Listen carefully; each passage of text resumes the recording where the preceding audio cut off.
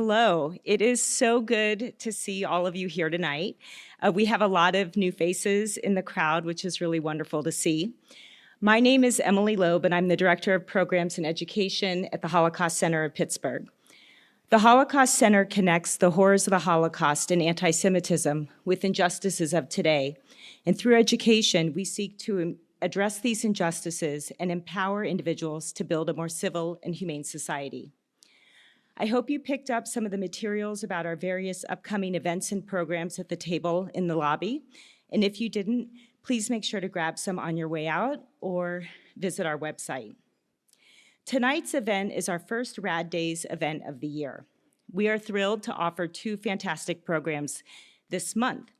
In a few moments, you will be hearing Solange Lebovitz's story, and our second event will be held on Thursday, September 26th, when we host Alex Kaur, son of two Holocaust survivors, including Eva Kaur, who is the subject of the documentary Forgiving Dr. Mengele. Alex will be joined by his co-author, Graham Honecker, and in addition to his talk, he will be interacting with his mother's hologram. We hope you will join us for what will be an engaging evening. I have a lot of people to thank for helping make this evening possible. I want to extend a thank you to the Regional Asset District for supporting our work.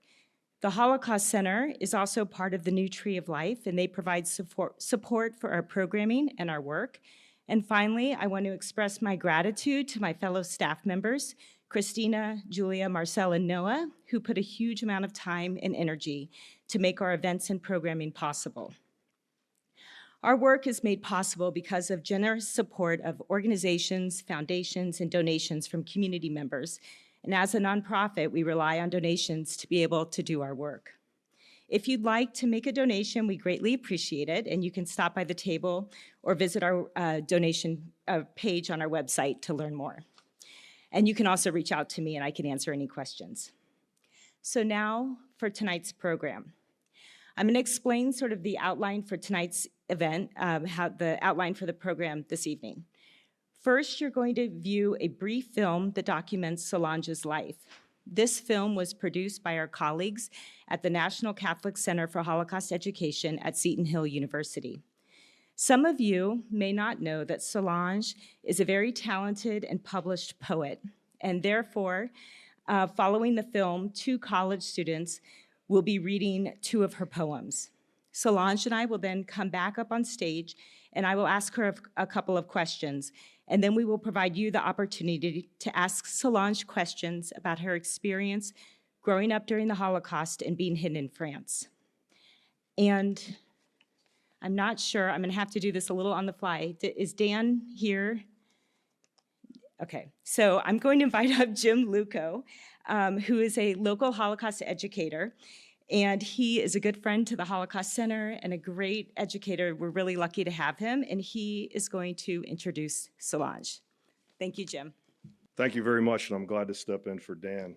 My name is Jim Luco, and I'm from Pittsburgh. My uncle was killed in the war, and my grandmother told me that my family had to sacrifice for what the Nazis did. 25 years ago, I walked into the Holocaust Center in Pittsburgh. You can't hear me? No. 25 years ago, I walked into the Holocaust Center, and it changed my life. I got to meet survivors, so many, and many of them became my friends. I've been fortunate to be able to study Holocaust all over the world in some of the finest institutions in America, but my interactions with the survivors in Pittsburgh are my greatest teachers, and including that is Miss Lebovitz. Solange was born Solange Lebovitz in 1930 in Paris, France. She survived by hiding in Normandy with the help of a selfless, brave Catholic couple. In 1952, she married a fellow Holocaust survivor, and they settled in Pittsburgh. Solange has 2 children, 5 grandchildren, 3 great-grandchildren, and still primarily resides in Pittsburgh. She has shared her story through the Holocaust Center of Pittsburgh, Seton Hill University, Indiana University of Pennsylvania, as well as other places. Solange is an accomplished poet and writer, and she's published some of her works, including Outrage and Hope, a collection of poetry expressing the pathos of Holocaust survival. Her Holocaust experience story has also been turned into the form of graphic prose, chronicled in the Holocaust Center's publication, Chutzpah, Superheroes of the Holocaust, Volume 3. I'm extremely honored to be here tonight. I'm extremely honored to be here with my students, but I'm more honored to be here with her, and I'm very proud to introduce to you Ms. Solange Lebovitz.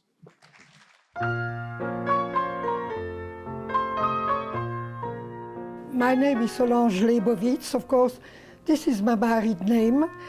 My parents came from Sziget, Transylvania, which was part at one time of the Austro-Hungarian Empire, and eventually, after the First World War, it became under Romania.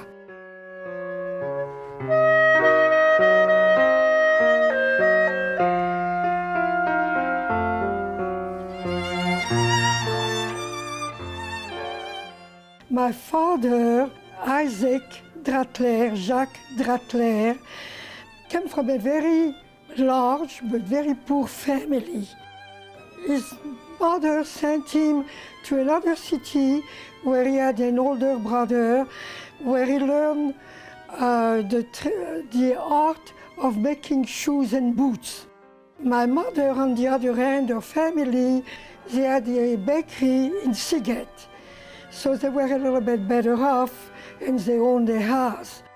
When my father settled in Sziget, he married my mother.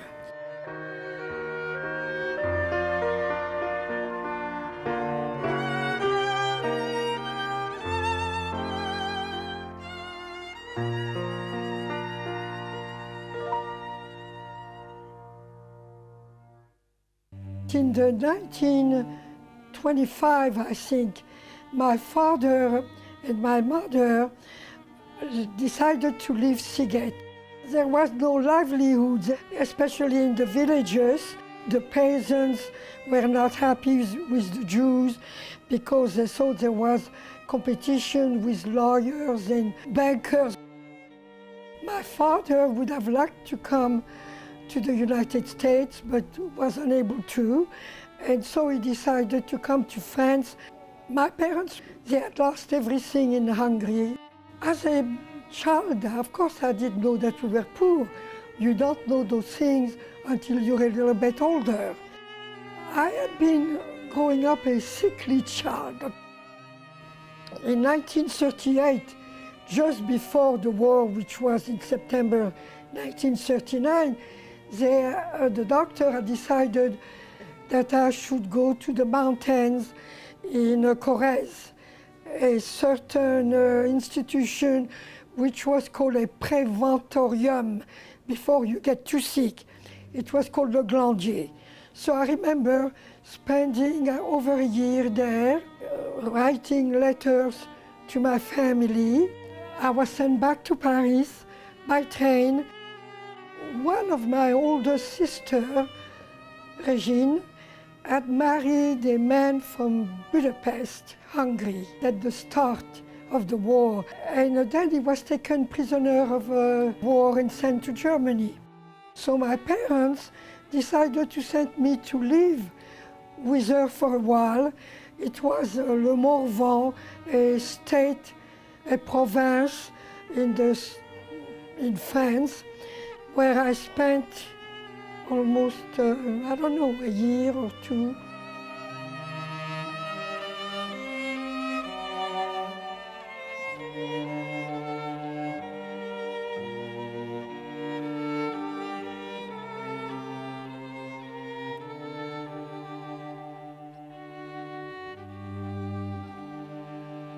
We're under the laws of the Vichy regime.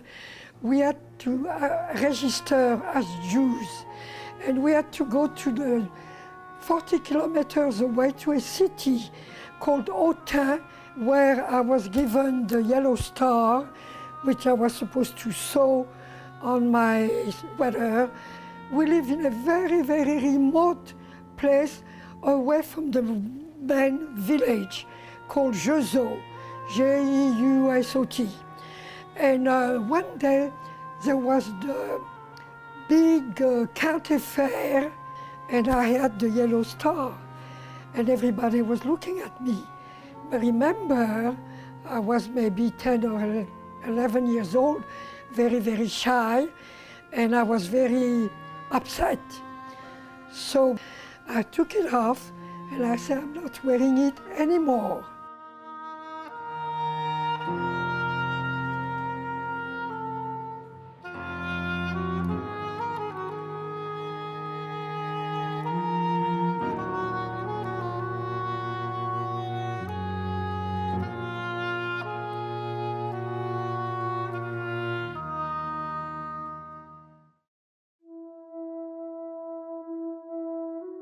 I do remember that at one time they did come to arrest my sister. They took her to the nearest village and left me with a little boy who was 3 years old with a neighbor. There was a man who knew her and also probably was working for the resistance, and in cahoots with the mayor, they released her right away because at that time they didn't have German soldiers there. So right away we took the train and we came to Paris. There she took me to the wife of the French Jewish director of the company. His name was Maurice Blum. His wife took me to Normandy, where she knew an older French couple, Monsieur and Madame Clément Barbier. They had a lovely house on the main road, beautiful garden. They had a pressoir. A pressoir is where they made their own cider. So all year we drank cider. So I spent about 2.5 years with them until after the liberation. They sent me to school, public school, and they sent me to church every Sunday. There were a couple girls that are suspected were Jewish, but the climate of fear was such that I never asked them if they were Jewish. They never asked me if I was Jewish, because you couldn't tell. Otherwise, the Germans were right there, and you didn't want to be arrested, and not only that, to cause arrestation to the people who took care of you. I must mention that the directrice of the school, Mademoiselle Geneviève Pitois, was very smart. I guess when she knew they were coming, she sent me to the kindergarten class to supervise. And I remember I had red hair and blue eyes, so I didn't really fit, you know, what you call the stereotype of the Jews, you know, dark hair and whatever. So at one time I did see the door open and a German soldier. He looked, he saw the small children, he saw me, red hair, and he closed the door, and that was it. So as you could see, I have been very fortunate all along. My family was left in Paris, and I didn't know what happened to them. They were happy that I was in Normandy, but they started to arrest Jews.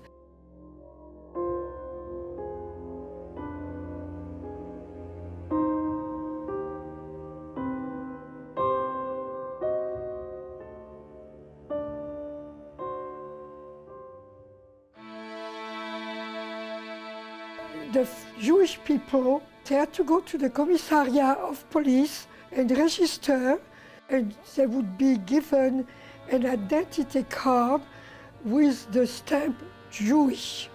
Now, if they didn't go, they couldn't get ration tickets, and you couldn't buy anything, food, coal, whatever, without those tickets. And they didn't think anything was going to happen to them, so they all went and registered, and eventually they started to arrest the people. And of course, the people were not allowed to go to shop after 4 o'clock, so automatically they were home. So they came and arrested all the Jewish people. Some of them were transferred automatically to Drancy, D-R-A-N-C-Y, which was a camp outside of Paris which was preliminary to be sent on convoys, convois, trains to camps, concentration camp.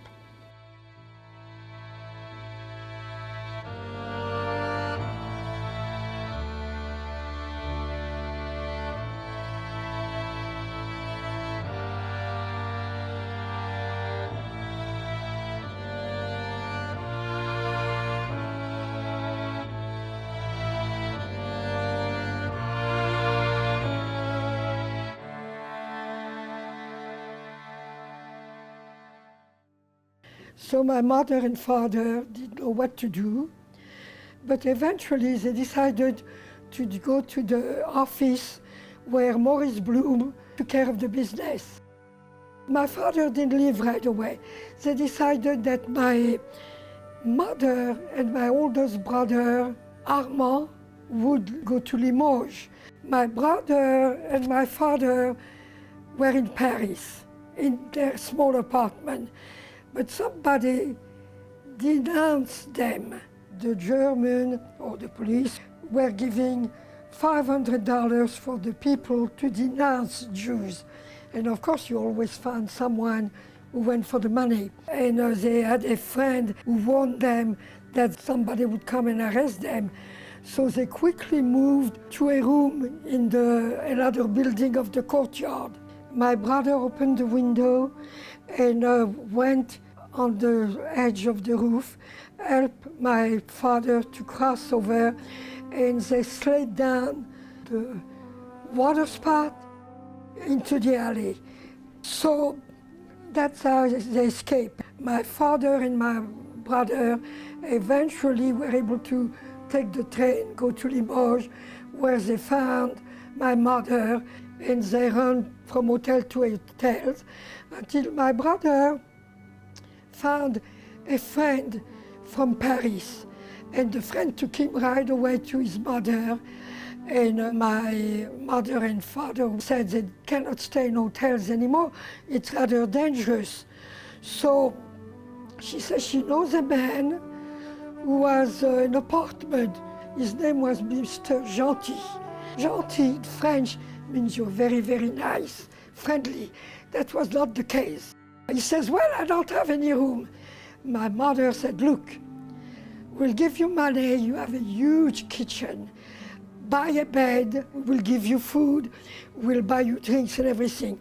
So the man was tempted and he let them stay there for a while. Of course, my mother and father never said they were Jewish, just said they were refugees from the north where their house had been bombed. Things seemed to be all right for a while. My parents spoke with an accent. Monsieur Gentil started to suspect them. So one day he came and he said, oh, you must be Jewish. Your husband doesn't want to eat pork. My mother said no, but my husband has a bad stomach. So they thought it is not safe anymore to stay. So they decided to leave, and they went to a different place, Lussac-le-Château, about 100 kilometers from there.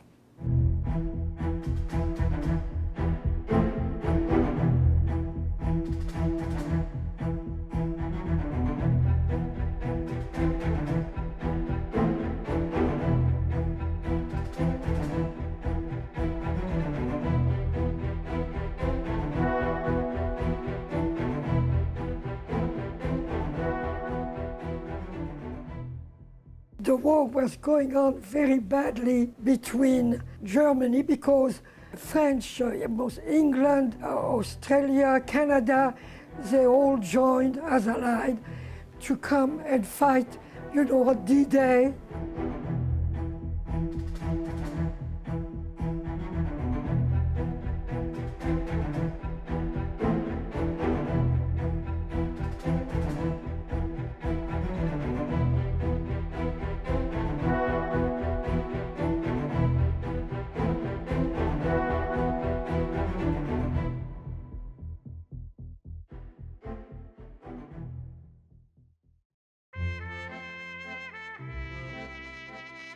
We were liberated on the 13th of August by the American Army. And it was wonderful. Every day I stood in front of the main road with cider to give to the convoy of American soldiers pass by. And of course, they threw, they were very generous. They threw their cigarettes, they threw their candy and everything. And I stayed with Monsieur and Madame Barbier until December because the trains were not circulating. And my parents were very, very worried, not knowing what happened to me. And they had sent my brother, Armand, who walked for almost 40 kilometers, and I, in order to find out if I was alive. So in December 44, my father came to pick me up, and we went back to Paris.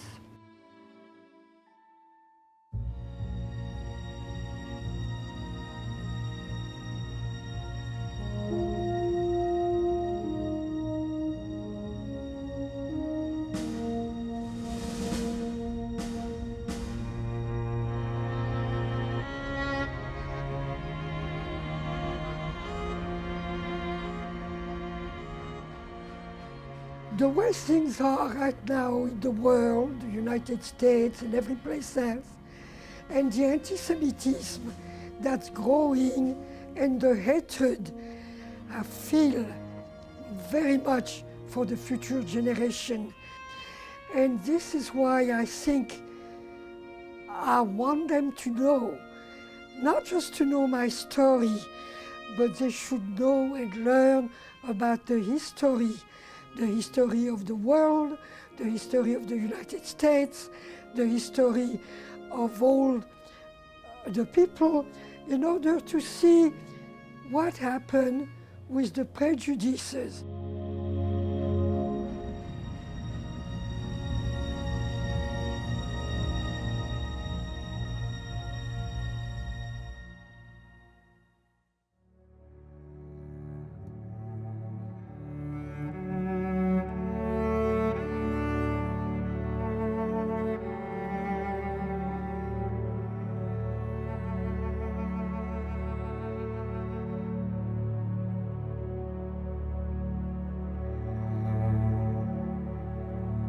I'd now like to invite up two college students, Grace Romanowski and Caitlin Lebovitz, and they're going to read some of Solange's poetry. Hello, my name is Caitlin Lebovitz. I'm a student at Grove City College, and I will be reading The Horror. I remember a dream from which I woke up with great anguish. It still appears to me as a tableau vivant. The sky was bright blue, the sun shining, weighed over me as I laid on the green grass. Idyllic moment of the soul attuned with nature, when suddenly, on the hard ground at the curb of the road, echoed to my ears the loud sounds of heavy, rhythmic steps of a troop of German soldiers. Black boots, green uniforms, and helmets. Fright overwhelmed me, the beautiful panorama vanished, and I sank my head in the grass. Fortunately for me, I escaped, thank God, from this nightmare without end.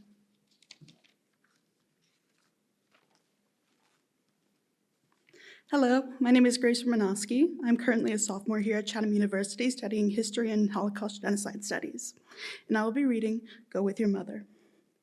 In souvenir of a Holocaust survivor's experience, whose 12-year-old son vanished in the gas chambers, being too young to be used. Go with your mother, innocent words carrying a macabre meaning, words of doom, knowingly and coldly deceiving, cutting off the life of the child, throwing him in the oven.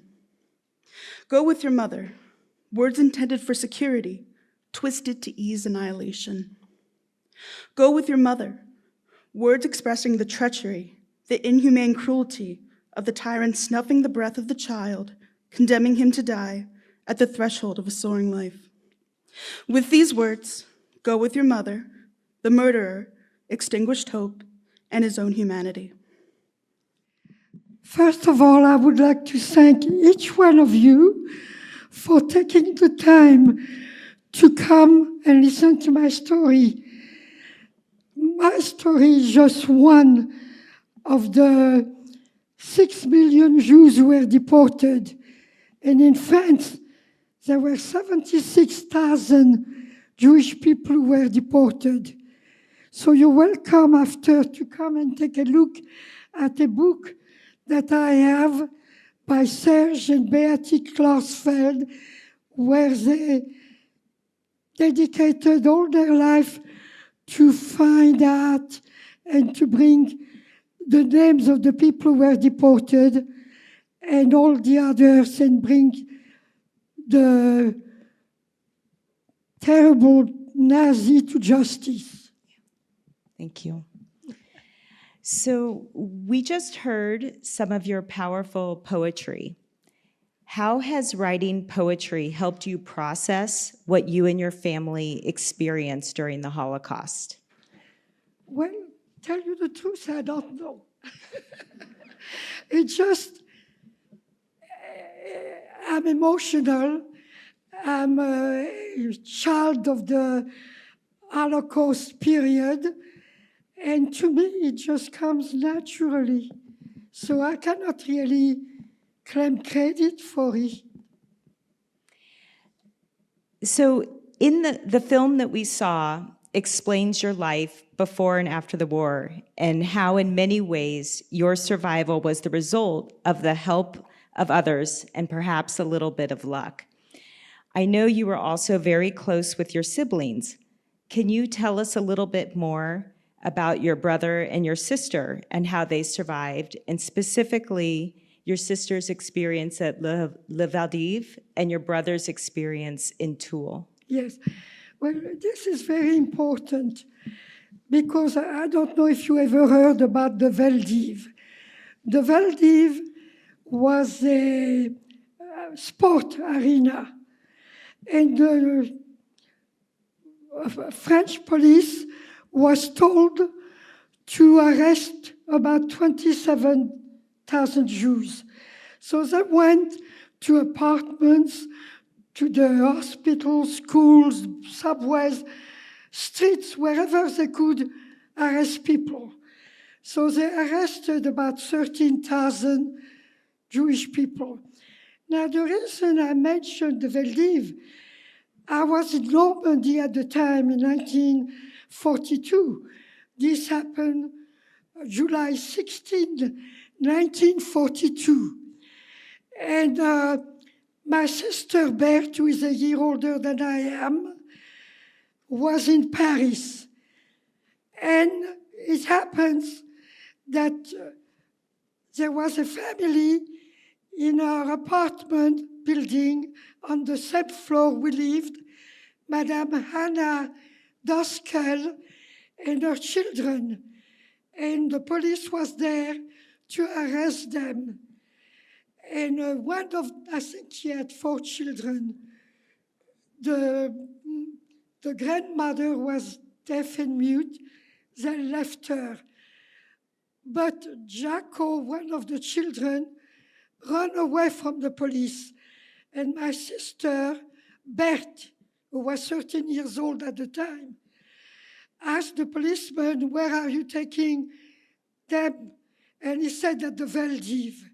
So as you could see, they were eventually deported and they never came back from the camps. I have a book that you're welcome to see. Their names are in that book among the 76,000 Jewish people who were deported.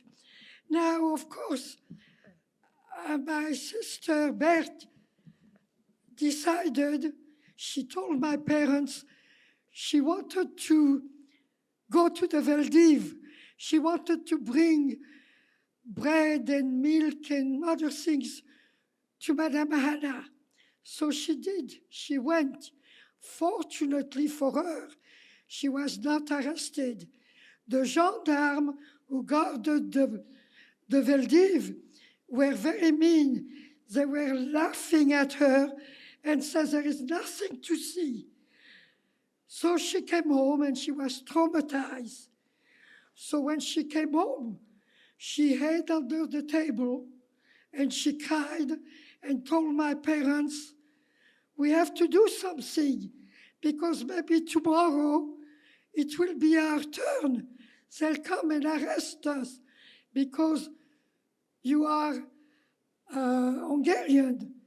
You know, France had a law where they did not allow foreigners to become citizens and to have the privileges of the French people. So, of course, it was easy for them to be arrested. So my mother and father didn't know what to do at first, but they decided they'll go and see Mr. Maurice Bloom at the business where my brother-in-law, the one who was a prisoner of war, worked with his 5 brothers making raincoats. So they went, and it was decided that my mother and my oldest brother would live with a guide, and they would go to Limoges. Now, it was a very difficult trip, and they were in great danger themselves. I don't want to go into all the details and bore you with them. But anyway, they almost got arrested. And somehow they arrived in Limoges. Now, during this time, my other brother, Ludo, was about 20, and my father, they ate egg in a room in one of the other buildings in the complex. And somebody, because, you know, they showed that they were giving $500. It's not correct to denounce. It was 500 francs. So somebody, you always find somebody who will denounce someone for money, and they denounced them, and the police came and knocked at the door. Well, my brother was 20 and my father, they were petrified, and my father showed my brother, it was 5 o'clock in the morning, not to say a word. So they stayed and the police left, and a French Catholic, I think normally from Italy, who went to school with my brother, came and knocked at the door and said, "You cannot stay there because they went to get a warrant to break the door and you'll be arrested." So they didn't know what to do. And they ran to a neighbor and to hide. The neighbor said, "I'm sorry, I can't hide you because they will come to the building and will be arrested too." So they went back to the second floor, and my brother noticed there was a window opening on the edge of the roof. So as the police was coming back, he helped my father go on the edge of the roof, and then they slid down what you call the transport and landed in the alley in the back, which they knew very well. And then they escaped barefoot, and they went, it was early in the morning, they went to 2 stores, the coal store and the wine store, where they knew the owners, who helped them to get shoes and everything. They took the subway. They weren't calm, nothing. They looked like vagabonds. And they went to see Mr. Maurice Bloom, who also worked for the Resistance. So he helped them to get clothes from their old apartment, and eventually they left, but without a guide, because the guide who took my parents they had such a hard time that he decided he doesn't want to do it again. So, but somehow they managed to go to Limoges. Now, what happened is that my older brother Armand had heard that there was in a certain place in another city some construction going on, and maybe he could get a job. So he took the train and he went there, and he was not hired, and he tried to find an apartment, and he couldn't. So my mother, when my parents got to my father and my brother got to Limoges, they were very worried about my brother Armand because they had not heard from him at all. So they decided they'll send my brother Ludo to check on him. He took the train to Brive, and there he found out at the hotel that my brother had been there, and that he had said he was going back to Limoges. He couldn't find a job and he could find an apartment. So he went back to he had been arrested. He could go back to Limoges, and he was, they found his papers, false paper, good papers, took him to court and decided he should go to jail for 3 months. And after 3 months, they would pick him up and send him to a concentration camp. And my parents didn't hear from him for 10 days. They were devastated. But while he was in jail, sometimes something good happens, even if it's bad. So he had a scabby disease on his hand, very contagious, and it could spread to the body or to his clothes or everything. And they took him to a hospital across the street where the nuns, the Sisters of Mercy, took care of the hospital. So they took him there. They took his clothes to disinfect him, and he made himself very, useful when the cold came, even though he had been skinny, but he was strong from before charging and discharging in Paris, always on the go. So he took the coal, he helped in the kitchen, he helped the sisters, and they were grateful to him, and they set him in the kitchen.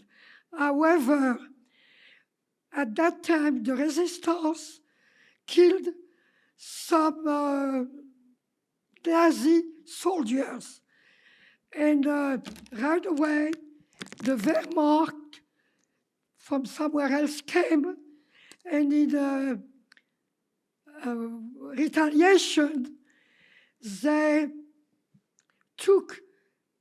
wanted to take 100 men, young men, older men, from Tulle, that was the city of Tulle, and they hanged them on butcher hooks. A few escaped and went to the hospital.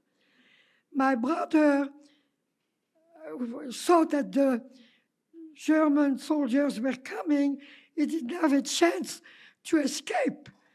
So he put his apron quickly in the kitchen. He started to work in the kitchen. The soldiers opened the door. They saw him, but they already caught 2 men and they left. So right there, my brother said to the nuns, I don't want to stay here anymore. It's too dangerous. I want to leave and join the Maquis. Le Maquis was the French resistance. I want to go into the forest and I want to defend myself and get a gun. So he ran away, and I don't know how he got to the maquis, but he was there. My other brother, Ludo, was working in a restaurant, but he had false papers. And as false paper, as French, at the time, the Vichy government required 700,000 French people to go, what they call le travail obligatoire, that means forced labor to Germany, where they would get paid. So the restaurant, the man said to my brother, I don't want you to come back because I have problems. So he was saved by a woman, a gentle woman, who kept him for a while. Then he was able to get a job at delivering flowers, a flower shop. But the story is very long, and I just want to tell you that I'm going to stop right here. But I have to tell you that over the years I wrote the story of my family. Not once or twice or 3 times. I rewrote it until it's ready to be published. So we'll see what happens. But as I said in the video, it is very, very important to learn about the Holocaust. I must mention also that what happened in Israel on the 7th of October, this was another Holocaust by Hamas, but also by the Nazi. They were schooled by the Nazi. Many people do not know that after the war, the Nazi went to Syria and to the Arab countries. And this is how they learn to become Nazis again. But I will stop right here. Okay. Do you want some water? Yes, please. Okay. Yes, if they want to ask questions, Yep. you'll have to tell me because I don't hear. Okay, so we have a lot of students in the audience, and so we're going to prioritize if some students have some questions, but we want to open it up for some Q&A. And if you have a question, my colleagues Christina and Noah will bring you the microphone. And I know everyone has a lot of questions, and for this evening, let's try to focus our questions on Solange's personal experience, and we're just so lucky to have her here. So, Christina, can you see people? Okay. I just want to say my grandmother came from Lithuania and my grandfather before the Holocaust. They were victims of the Tsar in Russia. And I heard stories, and my dad actually taped it. And you remind me so much of my grandmother. You are a survivor, and I want to thank you for sharing. She said she wants to thank you for sharing that you remind her of her grandmother. Of a grandmother? Uh-huh. What's the name of her grandmother? What's your grandmother's name? Her name was Ida when she came over on the boat. They named her Ida Simon. She married her first cousin, but her grandfather, Shimon, in Lithuania, called her Heike. Her grandma was from Lithuania, and She never became a citizen. She My used to write parents came Yiddish. from Hungary, Romania. What's your name, Lithuania. lady? I'm sorry, what's your name? Linda. Linda. Linda. Yeah. Nice meeting you. Thank you for sharing. Much appreciated. Do any students have a question that they'd like to ask? I want to wait a moment and give you guys a chance if you want. Christina, there's Grace has. Oh, here. Yeah, and then we'll get you, Vera. Okay. Okay. Vera wants to know if you kept in touch with the family who saved you during the war. Oh, yes. After the war, we went to visit them, but they were already in their old age. At the time, I was working as a stenodactylo secretary in France for a Swiss company very well known, Les Produits Sandoz. And we rented part of their house. Now, the pictures that you see in the video are not the house with the, I mean, this was, the filmmaker who very well did a very good job by, putting all this, but that was not the house where they lived. And we went there, and when Monsieur Barbier died, I went to his funeral. Of course, Madame Barbier also died.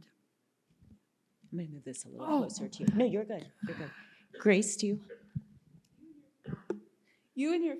You and your family had experienced so much turmoil and so much horrific experiences during the war. How did you keep your faith, if you did keep your faith during the hard times? She asked how you and your family kept your faith during the hard time despite what you experienced. Well, I must say, my parents had been raised in very religious home. They went to the synagogue. My father put the tefillin. He read also, although he didn't know how to read and write, he knew Hebrew and Yiddish. He spoke Yiddish and Hungarian. So even when my mother and my oldest brother were in great danger trying to escape, to Limoges, they had to hide. They went in a cafe, and somehow the waitress told them, if your papers are not in order, you better leave right now. The Germans are outside. So they ran into the yard somewhere, and they hid behind the bushes. And right there, my brother said to my mother, we should have stayed in Paris. And to show you how religious my mother was, she says, no, don't worry, God is with us. That's it. That's how she had faith.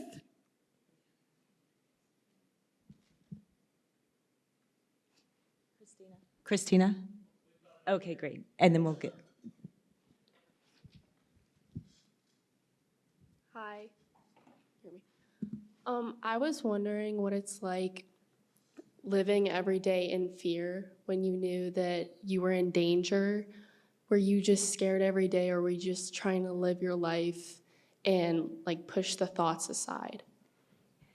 She asked what it was like having to live every day in fear that you would get caught, and how you did that, if you sort of pushed the fear away or if you were scared every day while you were in hiding. Well, yes, it was scary. And the people, the gentle Catholic people, were very nice to me. What I did not know at the time is that they were being paid for my keep until Monsieur Maurice Blum, the French Jews, they were taking the French Jews, the last, was himself deported to Auschwitz and never came back. So they were very good to me. This, after liberation of what called Couterne, it was a small place, they sent me to the priest. I didn't know what they wanted from me. Maybe they wanted the priest to, to convert me, maybe, if my parents didn't come back. But I must say, the priest never bothered me. He was counting his money from the Sunday church. He made me sit, and he gave me books of the saint. And one of the books was Saint Solange. I'm no saint. I'm no saint. Debbie had a question. We'll do one right now. Hi, Solange. my parents are survivors and are 95 and 96, and I just wanted you to know that I'm so honored to be in your presence. She knows me, but I can't see. That's okay. She said that she's a daughter of survivors who are 95 and 96, and she's happy to be here with you. And then I think she's going to ask her question now. Yes. That's Debbie. Debbie. Debbie. Debbie? Did you, when you were, Leuchter Stuber. Oh, hi Solange. Did you, Debbie, hi, did it's you, a pleasure to meet you. Thank you very much for asking the question. And what happened to your I family? haven't asked the question yet. My question is, my question is, when you were in Normandy, how old were you? And did you have false papers? And if you did, what was your false name? Yes. No, I didn't have any false paper. I was there when I was just before I was 12 years old until the liberation of Couterne, which was August 13, 1944. And I was very fortunate to have been kept alive. Of course, I was always afraid because there were German soldiers there. And while where I was in Jeuzeau, in the other place, there were the village was so tiny, there was no German soldiers. So seeing the German soldiers and seeing them coming to the school, and they also came to the houses. At one time, there was an officer, a high officer, German officer, came to the house.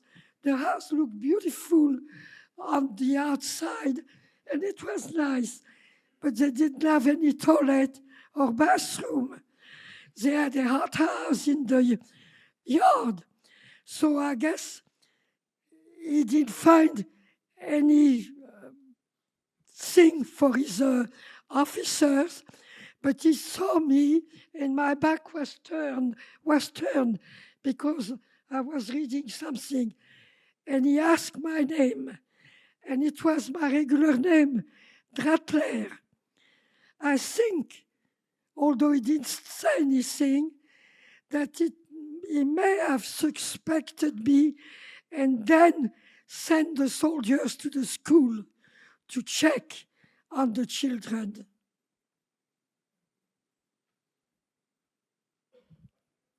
Noah? Oh, Ted, and then just a second. Ted, after you ask Noah, there's also a question there. Okay.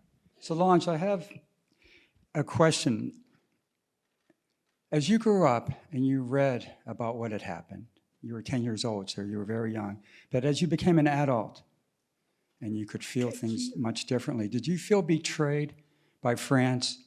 France was a very storied Jewish center, from the Rothschilds all the way down, and yet not only did the unoccupied territory, but did you feel that now? Do you feel betrayed? Is that Joseph? No, it's Ted. Ted. It's Ted. Your son, no. Remember Ted who took care of Moshe?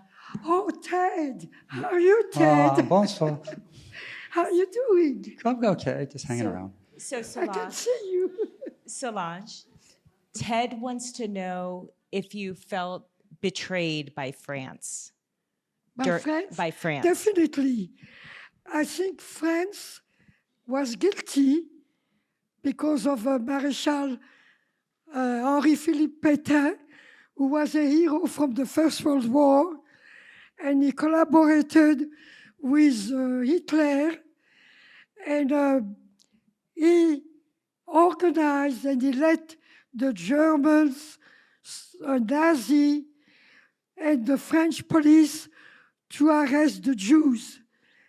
And he said, I have it in the book I wrote anyway, that it is very important that the French people know the necessity of having certain laws passed. It was very, very bad. Now, after the war, I think he escaped maybe to Germany, but in 1951, he came back, he was judged, and also he was sent, because of his very old age, in solitary confinement on a small island just outside the France in the Atlantic.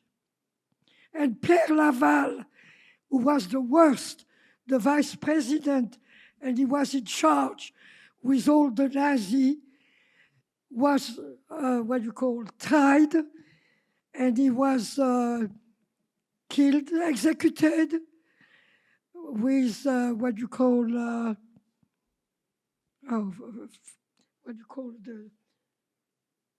you know what? I forgot the word. But he was executed by the French.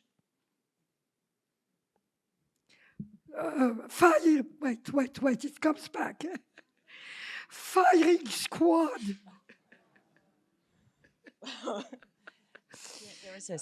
There was a student right next to you, right? There you go.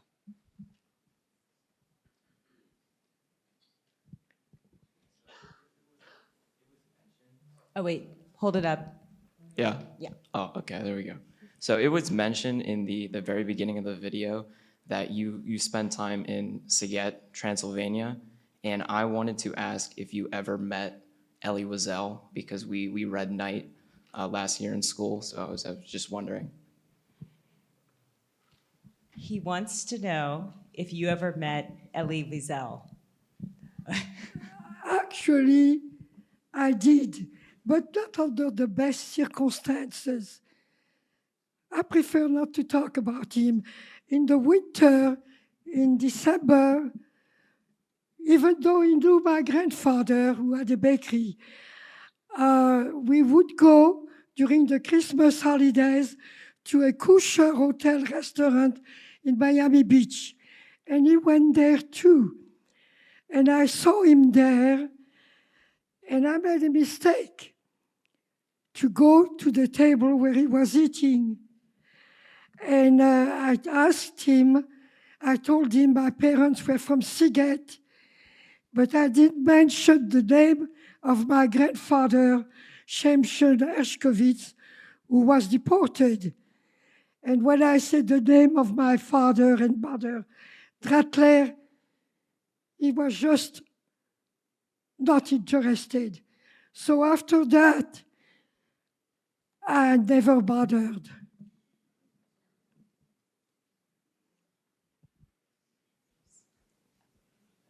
Excuse me?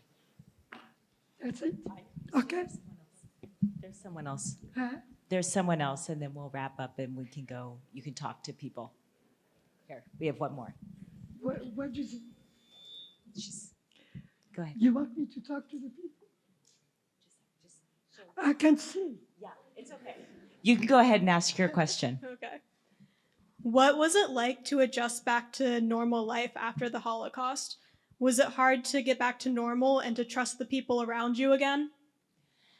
She asked what it was like to go back to a normal life after the Holocaust, and if it was hard to trust people. Yes. Actually, it was very difficult. My mother went back to Paris eventually, and he had to work. He had learned before he went to France a new trade. It's always good to have another trade. So he had learned how to polish furniture by hand. And that's how he made his living. Of course, during the war, the French, there was a law that French law that prevented the factories to hire foreigners to work unless they had first 10 workers. And of course, my father, who worked for a factory where polishing furniture, he was laid off, and it was very, very difficult. But after the war, he went back and he worked, but people at that time didn't talk about the Holocaust. We were waiting every day to see who would come back, Holocaust survivors or prisoners of war. My brother-in-law, prisoner of war, was lucky, he came back. And the Holocaust survivor who came, nobody wanted to talk about them. Thank God there were organizations who took care of them, who helped them, like those, the joint, which called in the United States, the JDC. They were very, very important in helping Jews during the war and after the war. But people didn't want to talk about the Holocaust because at that time, the United States and Russia were like a Cold War, and they let many Nazis come to the United States. So who wanted to talk about the Holocaust? And it took a very, very long time until finally the schools started to have Holocaust survivors come to talk to them. And this is so important because look what happened in Israel. I mean, on the 7th of October, that's another Holocaust. So it's just about horrible. Christina, there's right next to you. Thank you so much. You came to my sukkah one time, many, many years ago, but you probably don't remember. But anyway, my question is, in light of the fact of the rise of anti-Semitism today here in the United States and through Europe and all over, and the world turning on Israel, what are your feelings? I'd like you to comment about that. Does it resemble the precursor to World War II that you experienced? She's wondering if anti-Semitism today reminds you of what happened before the war in the early 30s in Europe. Definitely. If we let it follow its course, it will happen again and again and again. So, I don't want to go into politics. I don't want to hurt anybody's feelings. But I want to draw your attention to the fact that Nazism is very prevalent with all the rioting and the people against Israel. So you have to be very, very attentive and learn as much as you can in order to prevent another Holocaust, because it will happen again and again. And the murder of Jews.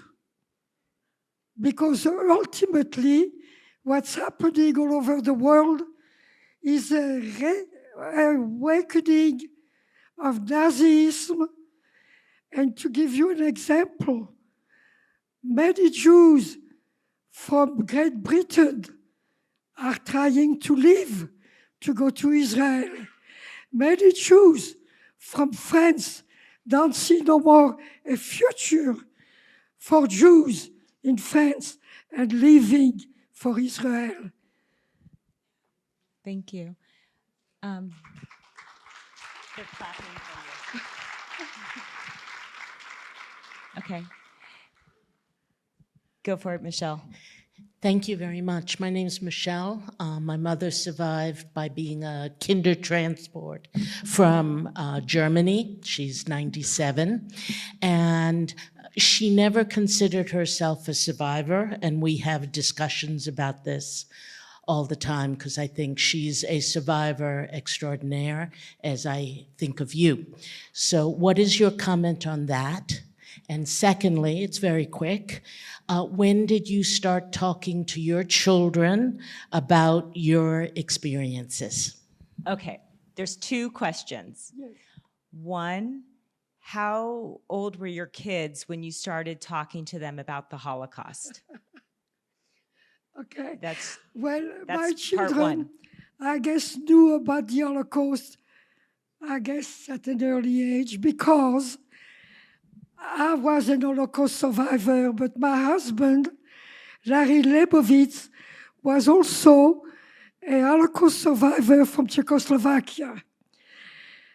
He was first sent to Matyselka ghetto in Hungary, then to Auschwitz, where his mother and two sisters and nephew were sent to the gas chamber.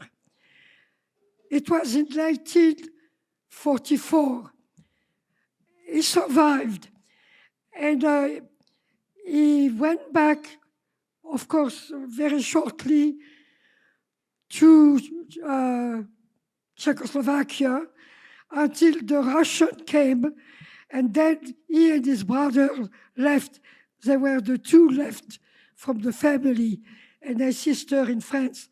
So they went to stay in a, what they call a DP camp, a displaced person camp in Germany, until they had two uncles in Pittsburgh who were in business, Jake and Emil Lebovitz, and who brought them to the United States, to Pittsburgh. And eventually, while he was in Pittsburgh, somebody told him he should register with the American military. And they took him. He was trained at Fort Bragg, North Carolina, and eventually they sent him in the, what you call, military intelligence back to Germany because of all the languages that he spoke. I guess they had to interview people. I mean, he spoke Yiddish, Czech, but Hungarian, Russian, German, you know, all those languages. So they sent him back, and he was settled in Regensburg, Germany. It happens to be, when he went in Germany, he has still a sister who lived in France that my mother helped. And he came to visit my mother and father and me. Now it's very strange, but my mother and his father were first cousins. His grandmother, my grandmother, were sisters from Hungary. So this is how it happened. And we met. And of course, he wanted to marry me. And he made the papers. And that's how I came to the United States. Okay. And his two uncles were first cousin to my mother. So I'm going to ask the second part, and then I think, just because I'm starting to see people trickle out, so we're here, so if people want to come and ask Solange questions, we can't. What were you going to say, Noah? Now, I just wanted to mention, if you are interested, I have a book written by Serge Klarsfeld and his wife, Beatrice Klarsfeld. And they have all the information, the names of all the Jewish people who were deported from France, 76,000 of them. But at the end of the book, they have so much more information about what happened to Jews who were in the French camp, and also the Nazi, who unfortunately, some of them were never brought to justice and got jobs, even in the German government. It is frightening that this should have happened.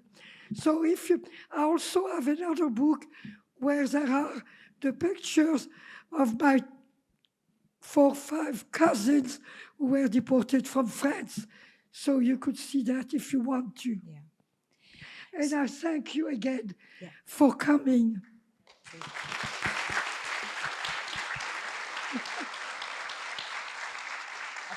So we want to thank you all so much for coming tonight. If you would like, Solange has signed copies of the Chutzpah Volume 3 that she's featured in. We have those for sale outside. We also have a limited number of copies of Alex Korr's book, A Blessing, Not a Burden, which if you want to purchase now, because we have a limited number, you can bring it back and he will sign it when he's here in 2 weeks. As Solange mentioned, you're welcome to come and speak with her as well. We're sharing. It's okay. It's okay. It's okay. So thank you all very much.